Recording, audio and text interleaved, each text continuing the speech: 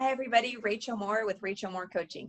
Okay, so last week we talked about how to break bad habits. And so this week I promised you that we would talk about how to start good habits.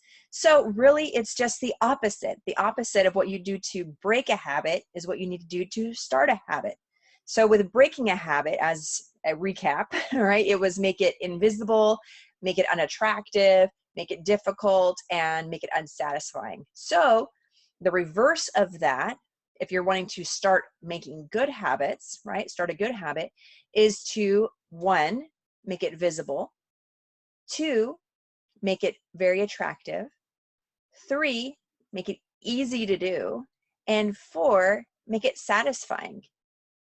So here's what that might look like for you if you're trying to start a new habit or keep a good habit going.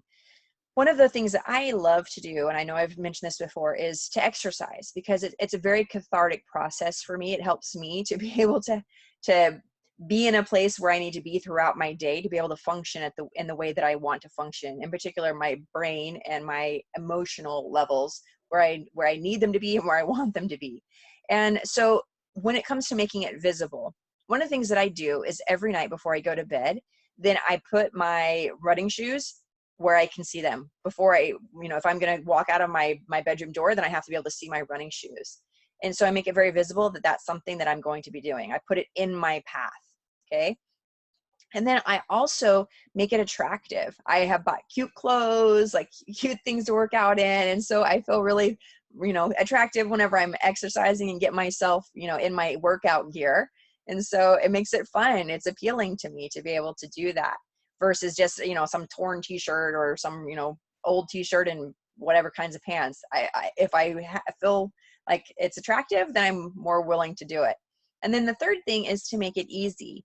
So what I do is before I go to bed at night, then I, fill up my water bottle. I put my shoes where they need to go, my socks where they need to go. I have my clothes set out so that I know what I'm going to wear. So I don't have to worry about what am I going to wear? What am I going to do? Oh, I've got to go take the time to do this water bottle. I actually read when I'm on a treadmill. And so I have my book ready to go. I have everything ready to go so that I can be able to, it'll be easy for me to transition into doing that first thing in the morning.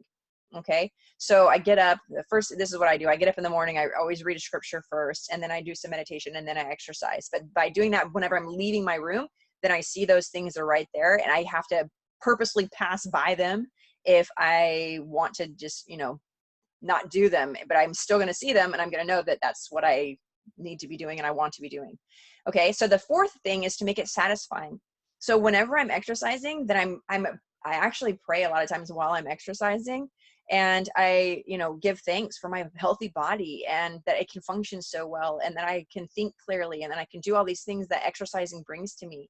And then also it's very satisfying because I love to read. And so I read while I'm on the treadmill. So that gives me time during the day to be able to read and to be able to do that unencumbered, right? I get up earlier than my kids so that I can make sure I do those things so I can start my day out right.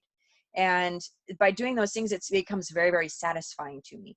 So if you're trying to start a good habit, then what you can ask yourself is those 4 questions. You can say, okay, how can I make it more visible, right? How can I put it in my daily path? Or what do I need to put on my mirror? What kind of post-it note? Or what do I need to do? I mean, I have something with my shoulders, right? That I've been told before that I need to stretch my shoulders a lot more because they tend to get really tight. And so somebody who gave me a massage one time said, just put a little post-it note on your door frame. And that way, every time you go through a door, then you'll see the post-it note, and you'll remember to just stretch just a little bit, just for like a minute each time. And make it visible, make something visible for yourself, and you're more likely to do it. And then also you can ask yourself, okay, how can I make this more attractive? How can I make this more fun for me to do and seem like something I want to do? And then the third question is, how can I make this easier?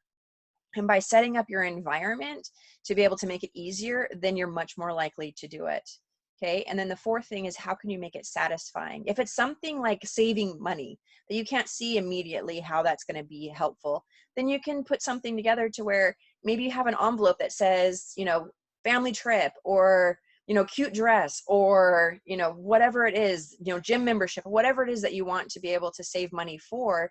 And then whenever you choose to forego a Starbucks coffee one day, or you choose to forego, a pair of shoes for something or whatever, then you can put all that money in that envelope so that you're constantly seeing it and it's visible. So it's satisfying that when you're saving money, you're actually doing it for a reason. So I said that again, those 4 things, right? Last time I said that too. So those 4 things, right? So make it obvious, make it very visible what it is that you want to do, make it attractive, make it easy to do, and also make it satisfying. And another trick about making it easy is if you're just starting something out, you haven't done it at all before, something from James Clear from Atomic Habits, and that's where you can read a lot of this stuff that I'm sharing right now. And he's fantastic. He has so much research. He did such a wonderful job with that book. Highly, highly recommend it. But one of the things that he says is it's the 2-minute rule. So whenever you're first starting something, then think, okay, how can I do this in 2 minutes or less?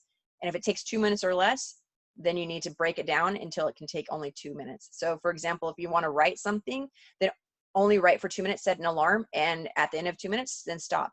And eventually you're going to get to the point where you're wanting to do it more than that time frame, but just stop yourself at the beginning so you get into the habit of wanting to do it as well.